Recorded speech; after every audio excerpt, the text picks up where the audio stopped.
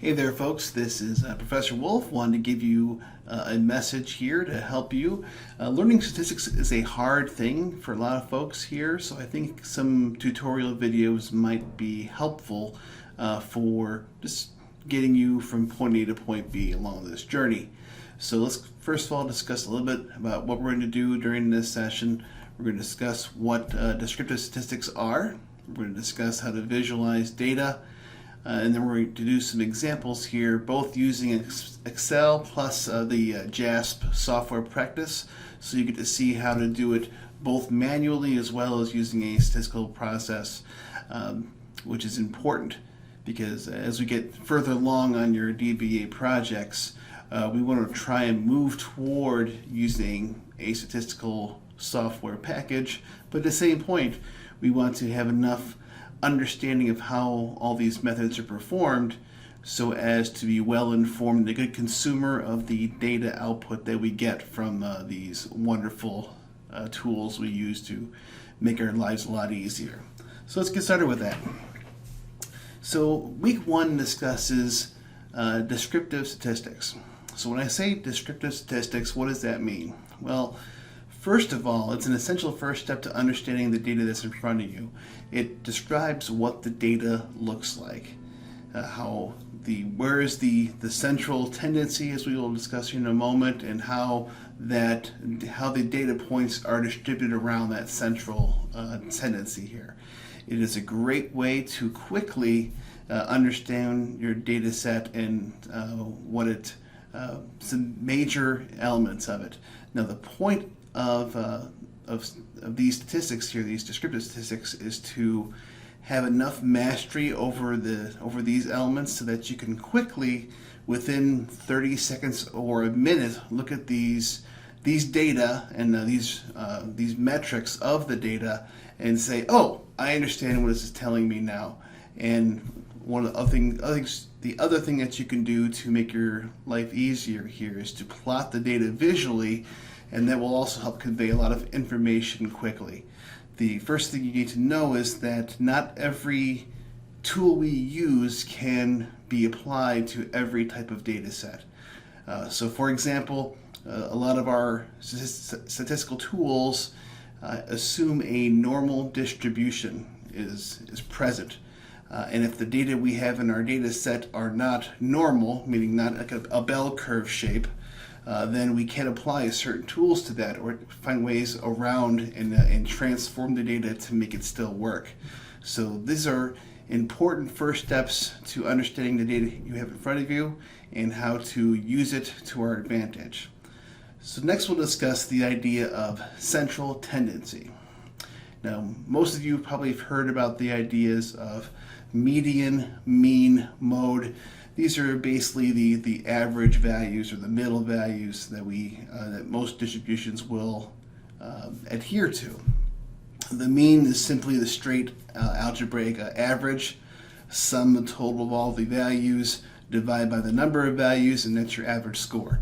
The median is the middle value of all of them. If you were to line all of the values up in sequential order, the one right in the middle is the median.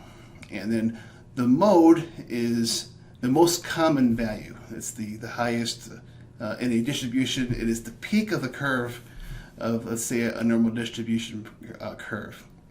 Now, there's elements of what's called parametric and non-parametric data, meaning parametric meaning that it's based upon numbers, based on interval or ratio data, as you will read in your textbook. So this mostly the mean and the median are appropriate there. And to a lesser extent, the mode comes into play if you have a distribution with, say, multiple peaks. That is called a multiple modal distribution. So mostly it's going to be mean and median are the important issues and elements of the central tendency of parametric data. Then there's non-parametric data. This means that it's data that is either just given different names, categories.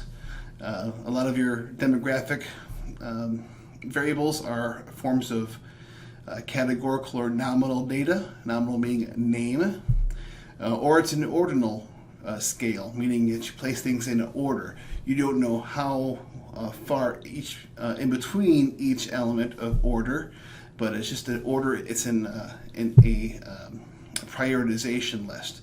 So those are non-parametric data, and that the mode is the most appropriate element.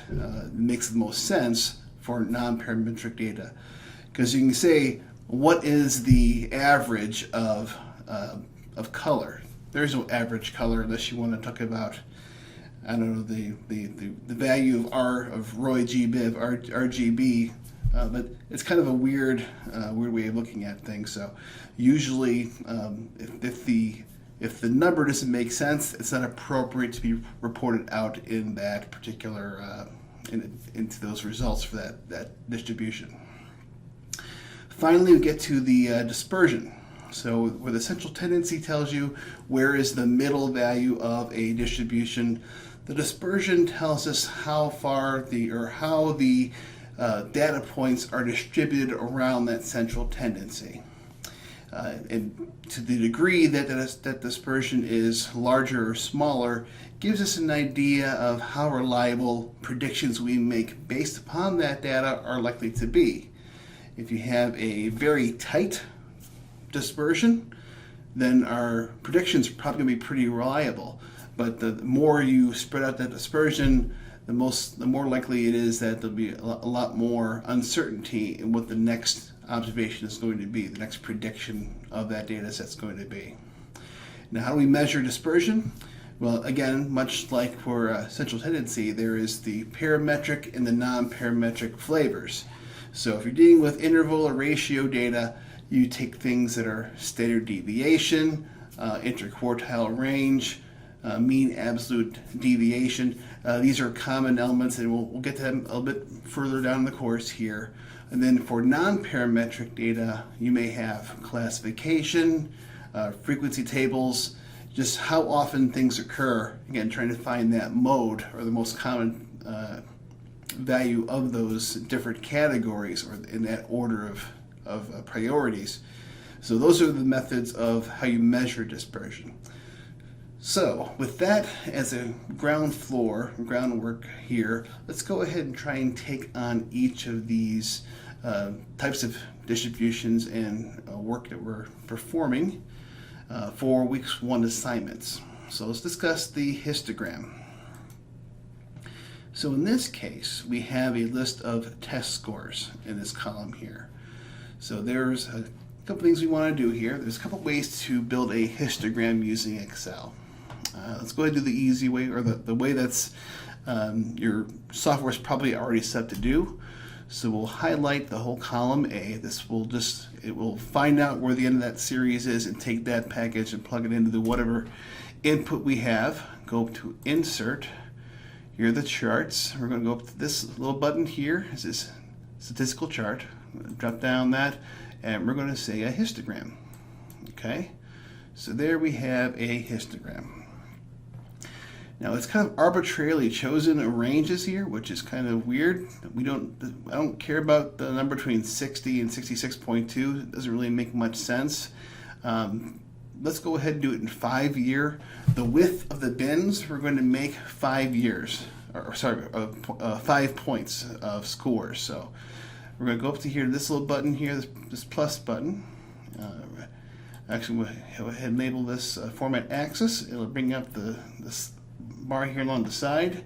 I'm going to change the bin width here to 5. So now each bin is going to have 5 points of a range. So this will be between 60 and 65, and 65 and 70, etc. And we give it a title. We'll say this is test scores. Okay. So this is the bin, and this axis here, the y-axis, is the number of occurrences of numbers that fall inside each of these bins. And this kind of makes some sense. A lot of times when a class is performing well, you will expect to see a lot of folks in that upper 5 point range, and fewer people down at the lower ends, the non-performing student scores here. So this makes sense visually about how distribution should be put together. So that's one way of doing it, and it's a perfectly acceptable way. But I'm going to go ahead and show you another way as well, which can be more useful in some ways. Now, there is a way to do an add-in to put in the data analysis tool pack, and I'll let you go ahead and perform that and install that if you wish to. There's plenty of YouTube videos to discuss that here, but under this data analysis tab, and we're going to say histogram. Okay. Now, before we do this, we need to have the bins established separately. So we're going to cancel out of here for just a second. We'll just go ahead and say bin. We're going to have 60, 65, 70, 75, 80, 85, 90, and 95, and 100. Okay, so go back up to that data analysis again, pull up histogram, and we'll take the range, which starts here, and we'll include the title, the label of the column. Scroll down to the end of the list, close that, and we're going to go ahead and do the bin range, and that's what we just filled in. Okay, and you notice I have the labels button checked here because I'm including in the range here, the top cell is the label of the column. Okay, so I'm going to go ahead and chart output. I want to have this outputted here as that'd be the upper upper left hand corner of the chart will be located there. And we'll put the cumulative percentage here. Basically, it tells you as each bin is filled what percentage is being added by each column. So that's a nice thing to have on there. So I'll include that and put the chart output as well. And we'll press OK, and voila, we have the bin. This is the summary of the data, and this is a lovely chart as well to include. So I'm going to blow this up a little bit more, and we're going to go ahead and close. Well, here's a problem. I mistakenly typed in 950 is supposed to 95 there. So we'll go ahead and make that change and rerun this analysis. We'll cut this out, and we'll try this again. Don't have to change any of this data, it's all the same. I just changed the input. Okay, it's all back there again, and this looks better. Okay, you can leave the legend if you want, that's fine. At this point, we have, this is the frequency, and this is the cumulative percentage, but you see the scale on this 120%. There is no 120% of frequency, so we can change this range here by doing format axis, and we'll have the maximum value here to be 1 or 100%. Okay, that looks a little bit better. So we have the histogram here of grade scores, and these are each of the frequencies of scores in those bins. So that's pretty helpful. I do want to go ahead and point out one thing that you should be aware of. First of all, let's go ahead and get rid of this. It's not really adding much, and we're seeing 100% of both this column and this column, and this more column has nothing in it. So you can simply delete that, and it just makes the chart look a little bit more pretty. Now I will say, when you take numerical data, like we have here, and we put it into these bins, you're actually transforming the numerical data into a categorical form of data. You're making it much less refined. So no longer, if you leave it in this format here, this bin information, these are in nominal data, not numerical. And you should be very careful about how you do that and when you would do that, because you can always use non-parametric tests on parametric data, but you cannot use parametric tests on non-parametric data. So when you say that numerical data is the one you can perform the most tools on and use the most sophisticated software tools on that, so you want to be very careful about making your data have a lower quality or less flexible to be using these tools. A lot of times you will see this on surveys, for example, when you are trying to understand people's ages, to put an age range in there, and you're asking your respondent to say, oh, I'm between ages 20 and 30 or 30 and 40, etc. If I have the option, if I can, I would like to actually have the numbers, the actual integer number of age as opposed to age cohort, because I can always add the cohort age later and put the bins the way I want to after the fact.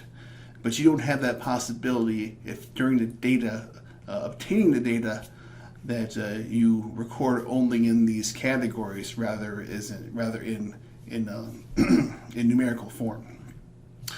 Something to keep in mind. There's nothing wrong with doing either, but that's something to keep in mind here. So let's go ahead and compare these two charts. You can see both from 0 to 50, and they have the same shape. So these are two basically the same charts. This one's just a little bit prettier, and that's fine. And now go ahead and do the same analysis, but do it in JASP, and then you'll realize why I like JASP as a software package here, okay? So here's the same data loaded into JASP. I'm going to go up to descriptives. I'm going to go ahead and take the test score and put it into variables. Okay, so it gives you some the descriptive statistics already for you to look at. I'm going to put on plots. I'm going to go ahead and put in distribution plots. Click on that. And as you can see, with 2 clicks of the mouse button, I now have the whole same distribution plotted up here as well. So it's really, really nice like that. Down here you have a place for statistics here. We have the mean, but again, these are, well, this is still numerical data, so it's no problem putting in a mean and a median. I would probably keep both of those in there. Standard deviation is fine. We'll get to that in a moment. We'll see more of that later in the course.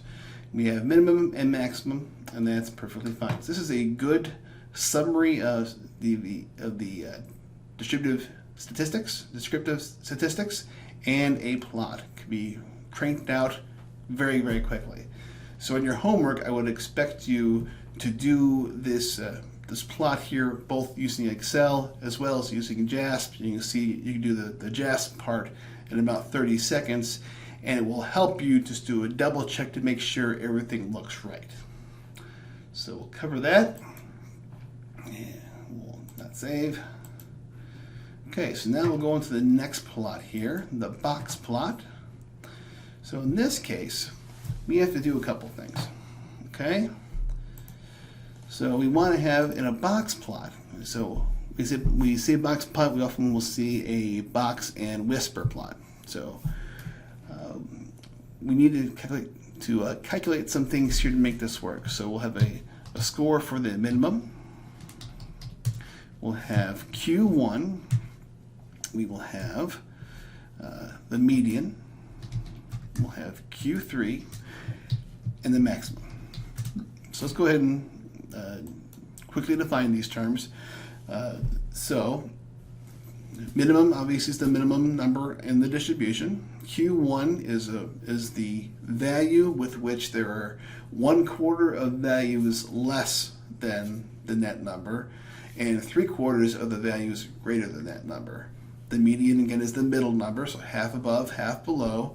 Q3 is the number where there are 3/4 of the data points below that value and 1/4 above that value, and then of course the maximum value. So to calculate this, you could go ahead and do all this stuff manually, but there are some really cool tools in Excel to do this for you a lot quicker. So let's go ahead and plug those in. We'll use the equal sign is to start a function, and we'll say quartile, and I'm going to use the inclusive one. Click on that, open the parentheses, so quartile inc, and then I'm going to highlight the whole distribution. Scrolling down to the bottom. Okay. And then after you put a comma in, and then it's going to give you and ask for another parameter, another input into this equation. So you put a 0 here, it's going to give you the minimum. 1 first quartile, the Q1 number. 2 is the median, 3 is the Q3, and 4 is the maximum. So this one we're going to say 0. I'm going to close the parentheses. But also I wanted to make this easier on myself. I'm going to highlight this. I'm going to press the F4 key. And you see how I added these dollar signs here? That means it is now fixed. It's now a call by reference. What does that mean? That means that usually when you copy and paste a formula, as the rows or the rows or columns change, if you copy it one space lower, it'll increment the row or the column, the row in this case, one higher, because it's going to assume that you're going to apply that formula to the next value, which is on another row. So by using the dollar signs there, you now are fixing it. Say, no, I'm not wanting you to move the whole the values, the cells that we're pointing to as I move down. I want it to fix to the same place. So what I'm trying to do is lock in that same distribution from this A2 down to A397, the cell numbers. I want to make sure that we're not going to be shifting that distribution further down, and then we'll be cutting off the top couple of cells in distribution. So that's what that is for. So we'll do that. We have the lowest number now being a 2.2 is the minimum. And here we can go ahead and make it a very quick way to copy and paste. So all I've done here is I've done a Control-C and Control-V, and I've copied the same formula into each of these five cells. But I can go ahead and change that second parameter. And now this is going to be 1 for Q1, or the 25 percentile quartile. Excellent. We'll go ahead and make this a 2. We're going to make that a 3 for the Q3. Remember, Q2 is the median, Q3 is the 3 there, and then 4 will be the maximum. So very quickly, we'll be able to build all these up. I also want to include a value for mean and range. Now, mean is just the average of all these numbers put together. So say equal, and the function for in Excel, you don't say mean, you say average. So average, open the parentheses, highlight all of these, go down to the bottom. Okay, we'll close the parentheses, and it's a 6.6. Now the range is going to be the difference between the maximum value and the minimum value. So put equal, maximum value there minus the minimum value there is 9.8. Now, one thing I want to point out to you here, that the median is 6.7 and the mean is 6.6. So they're very close, but the mean, the average score, is slightly lower than the median number. And we'll see that here in a moment here. So go ahead and make this a little prettier by putting some lines around it. And now I want to go to Insert, Statistical Plots, and here is the box and whisker icon here. We'll go ahead and highlight the column first, and we'll go there, box whisker, and there is our chart. And we'll go ahead and change the color on this because I want it to be a little bit prettier, make it easier to see, and we'll make it a little bit bigger so it's easier for us to all see what's going on. So we have here, this is the box, these are the whiskers. We have a little dot up here, we'll get to it in a second, but what we're saying here is that this box here represents the interquartile range. So if we have 2.2 is this number here at the bottom, is the bottom limit there. And we have Q1, which is 5.575, that's this bottom line of the box. Q3 is the 7.8, the top line of the box. And then the middle line here is the median, and that's at 6.7. The little X right there It's hard to see, but it actually is. This is actually the mean here. It is slightly lower than the median, the line for the median. So we have that. Now, again, the top of the box is Q3, the bottom of the box is Q1. The central line is the median, the X is the mean. Next thing we want to do is discuss how do we isolate what is considered an outlier. So we go ahead and say to figure out how we find the outliers, we first of all need to find our interquartile range. And that's just going to be equal to, that's going to be Q3 minus Q1.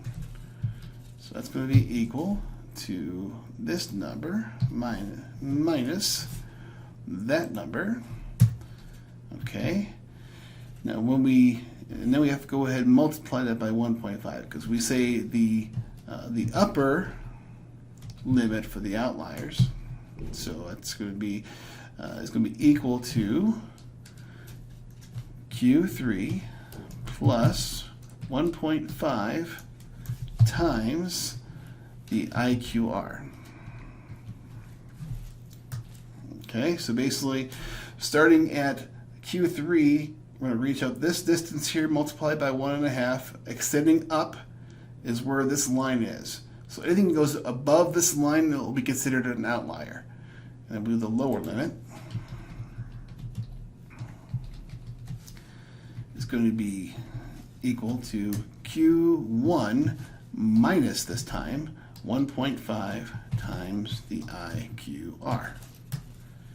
So in this case, if this is Q1, 1.5 times the thickness of this box, extended down will be the lower limit for the outliers. It's the ends of the whiskers. So anything below this number will be considered an outlier, and anything above this line will also be considered an outlier. Let's go ahead and run those numbers. It's equal to Q3 plus 1.5 times the IQR, which is right there. And this is going to be equal to Q1, which is there, minus 1.5 times the IQR, which is right there. So you can see that this lower limit is at roughly 2.237, and the upper limit is 11.13. Okay, so that's how you go ahead and this makes sense. This is how you would draw. This is where you know where these numbers are. So you can now draw it, and you can also know where the numbers are. Now let's go ahead and do the same thing in JASP. Okay, let's go over to JASP here and go over to the for the box plot here. The same data. Again, go to descriptives, and we're going to go ahead and put this in the variables. We're going to go ahead and plot this, but this time instead of using basic plots and distributed distribution plots, we're going to say box plot. Excellent. One click and the same thing is in here. Wonderful, wonderful. Let's look at the statistics we're going to try to include. Includes the mean and the median. So you can see that there. We'll get rid of the standard deviation, but I will include the range, the minimum, and the maximum, and then we'll put in the quartile values, the same values we found. So let's go ahead and so these are our table of values, which, if we look at it, should pretty closely mimic what we found before.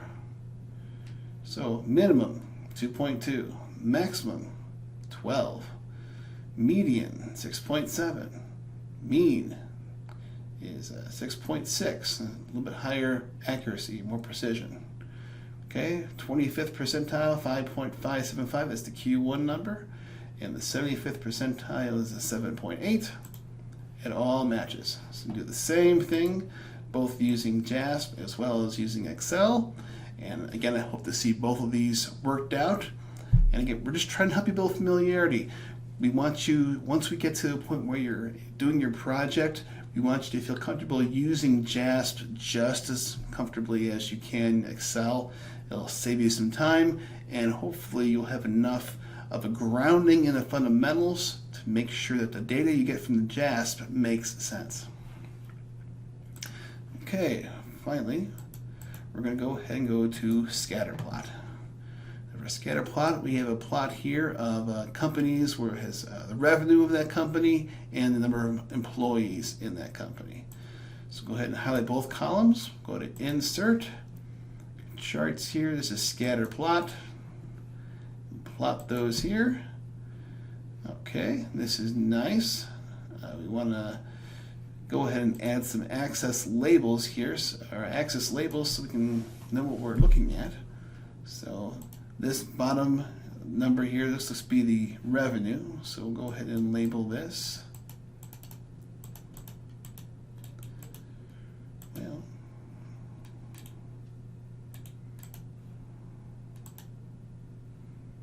okay, well, it is not playing this morning. Okay, we'll make this a little bit bigger. Okay.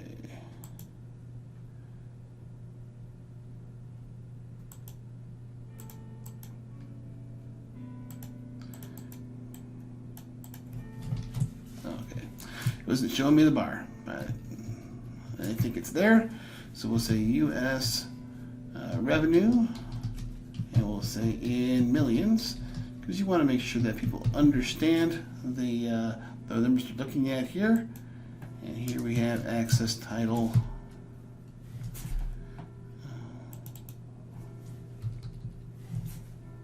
Well, that did not work well. Okay.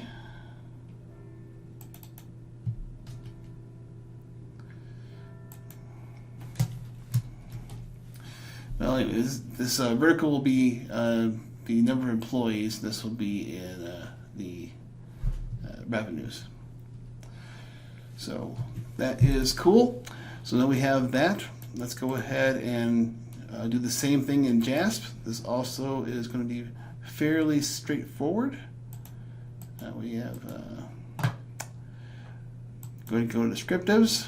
I'm going to put both numbers in the variable slot. We're going to say, in this case, a scatter plot. And we have a bunch of things here. These graphs here are discussing the distribution of those points. They can be helpful. Probably not for this thing though. So we'll change these both to none and get rid of those two distributions. I don't want the regression line. I want to be similar to what we found on the Excel. You could add a regression line in both, but for the purposes of this discussion, I just want the scatter plot. And again, we're going to go ahead and compare this to the Excel, and you can see the distributions there are almost identical. They're essentially the same thing. This added the axes for us, which was kind of nice. And as far as the descriptives go, mean, we could add the median too, maybe. No need for the mode. Standard deviation is kind of nice, tells you how dispersion of each of the various variables. And that basically is it.